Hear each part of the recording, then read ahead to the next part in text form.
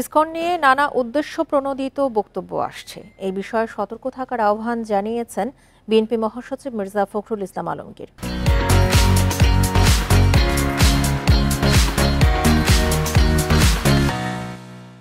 দুপুরে জাতীয় প্রেস ক্লাবের রাষ্ট্র পুনর্গঠনে লেখক, কবি, শিল্পীদের ভূমিকা নিয়ে সেমিনারে তিনি বলেন, এমন কিছু করা যাবে না যাতে ফ্যাসিবাদ ফিরে আসে।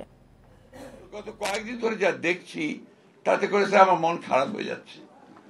এই যে এতদিন ধরে যে কষ্ট, যে পরিশ্রম, যে ত্যাগ, যে আত্মজনের চলে যাওয়া, প্রিয় মানুষগুলোর চলে যাওয়া, সবকিছুকে ছাড়িয়ে কেমন যেন একটা ভয়াবহ একটা অবস্থা তৈরি হচ্ছে। আমার মনে হয় এটা অত্যন্ত আপনার পরিকল্পিতভাবেই এই অবস্থাটা সৃষ্টি করা হচ্ছে এবং সেটা করছে যে পতিত ফ্যাসিবাদ, তারাই আজকে এই অবস্থাটা তৈরি করছে।